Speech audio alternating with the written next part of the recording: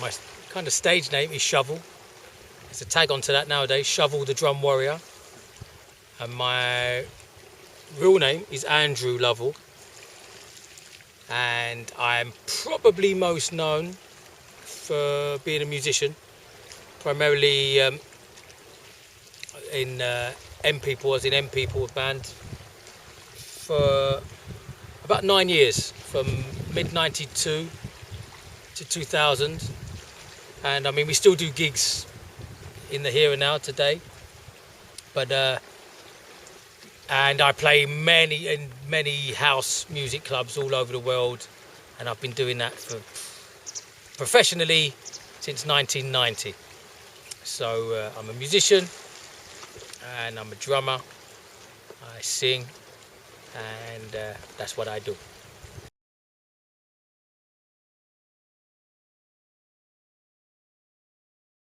The thing I like best about being me is that right here, right now, I'm very, very, very happy. And why is that? A massive reason for that is that I get up every morning, sometimes the afternoon, but usually I get up every morning, and my whole reason for doing stuff is around music.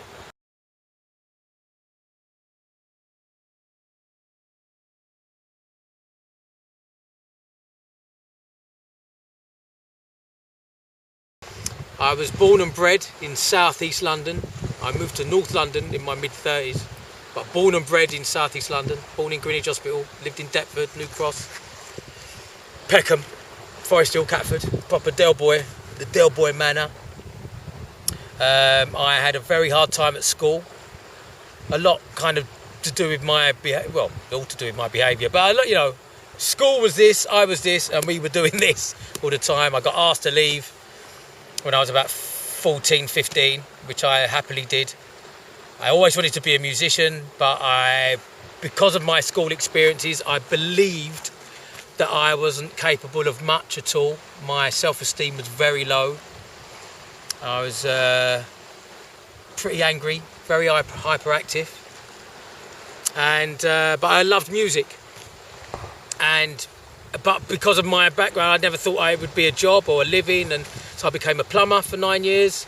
But I always played my drums as a hobby with my mates in pubs and little clubs in my area in South East London. And then around 88, 89, I was always going out. About 88, 89, this which came from Ibiza, really, this Balearic house music dance explosion happened. I went to a club called Shoom in about 88, 89. Everything in my heart opened, my head opened, my eyes opened, my belief in my capabilities opened, and I drove to Shoom in about the summer of 88 in a white van with a very plumber South East London head on. And I left there about 8 o'clock Sunday morning thinking, what am I doing with my life? Where's it all going? I don't want to do music, be a musician. So I resigned almost immediately, and just put all those energies in meeting people and going to clubs and playing in clubs, and one thing led to another. And I'm here today, having been a professional musician since 1990, and being able to travel around the world, playing music and meeting musicians, meeting interesting people. And I still feel that my life is still just beginning, and I'm going into the next chapter. So there you go.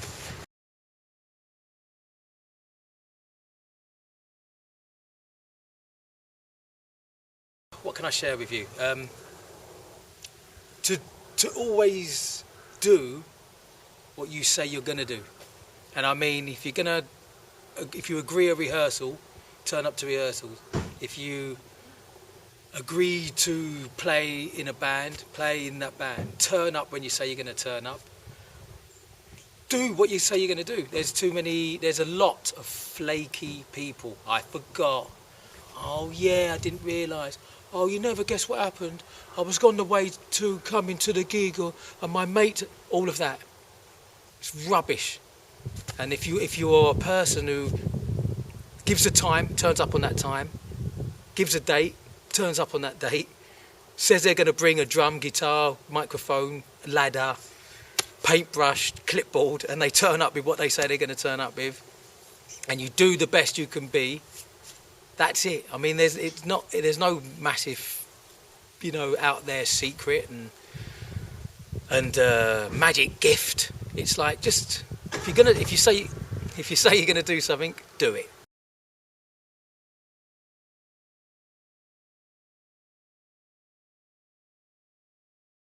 Well, I'm a drummer, so I can't do without my hands, I can't do without my drums, and I can't do without my belief. I believe in what I do is a beautiful, blessed, incredible gift. I believe that. So when I'm playing or performing, I want to put that belief and power and thanks and gratitude and excitement and wowness and childlike excitement. I want to put all of that. So there's about 15 things there, but I'll put it into 3. That's for you to do.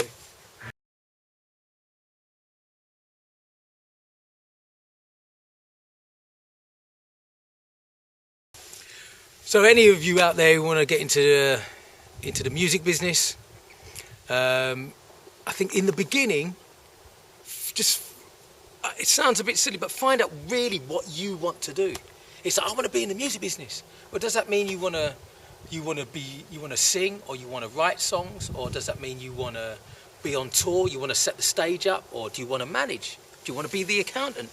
What do you want to do? Sometimes it's important to know what you don't want to do, and then that leaves you with a small section of, okay, because it's not always going, well, I definitely want to do this when you're 10, 11, 12, 13, So get a feeling of what you want to do or what you want to be within the music in its various forms.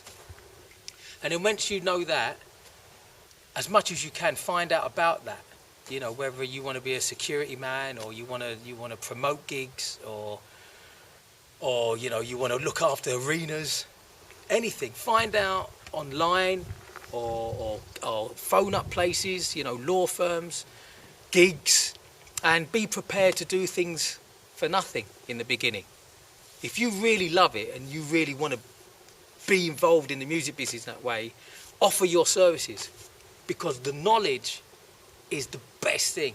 And if you've gone work there and you see how it really works, it's not a book. It's not like, then you do this and how to be successful in the music business. To be successful in music, you need to be it, be living it, and to feel it and see what goes on.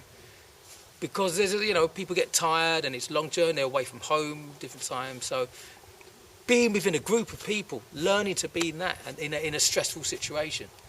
So in any way you can, find out what you want to do, go to a place where you can learn about that, and then be passionate about that and live it and be it, and be prepared to do things for free.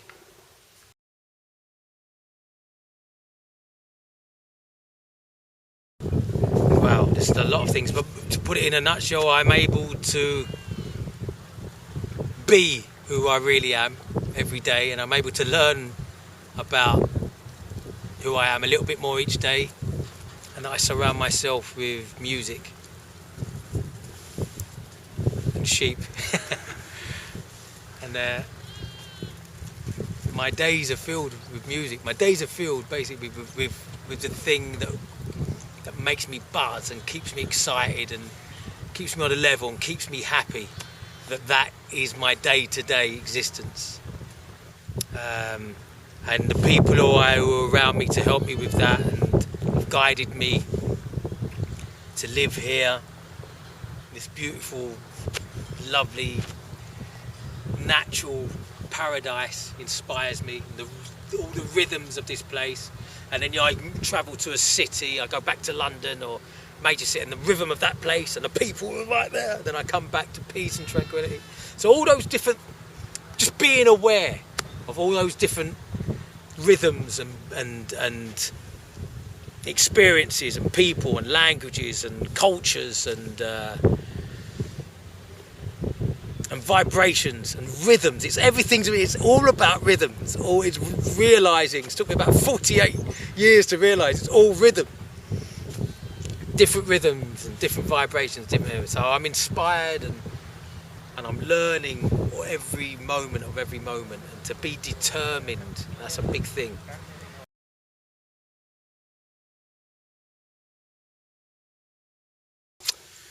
Well, music heroes, well, for my I would say they're more inspirations, and sometimes the older I'm getting, the more I see how they inspired me in my youth.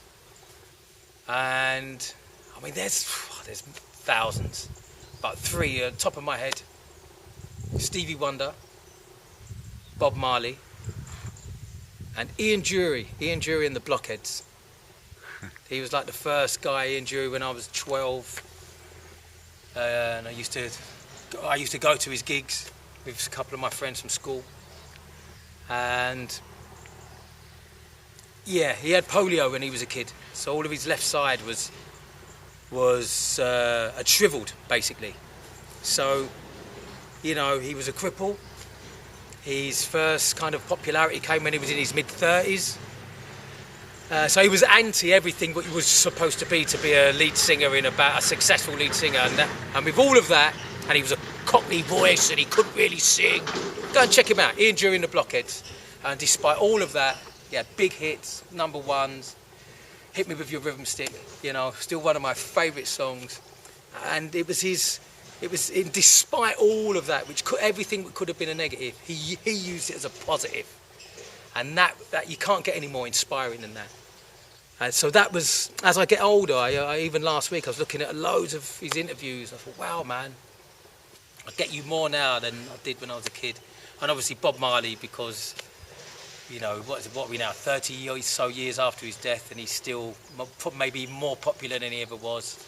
But his message, it's a message in there. And Stevie Wonder, again, you know, a slight disability, which I don't think, obviously proven it wasn't a disability, but his skills at a massively young age, and he's still here. And I went to see him a couple of years ago, and his passion and vibe and his songwriting talent, yeah, it's massively inspiring people. And I play their music, you know, now, and it's as fresh and relative now as it was 30, 40, 50 years ago.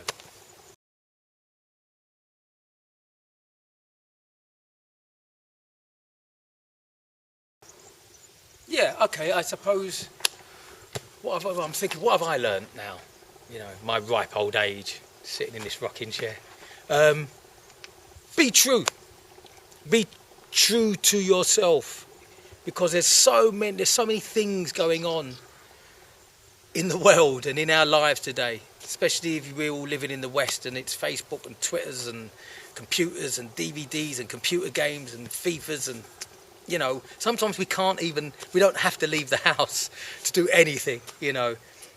And I think that to open your front door, to leave your house, and to put yourself in situations where they can be a little unnerving and you're not used to those situations and they can be slightly fearful, do those things, because they're the biggest learning tool for you, and they give you experience. And there's that saying, you know, it's a bit of a strange one, and I've only really understood it over the past decade or so. What doesn't kill you makes you stronger.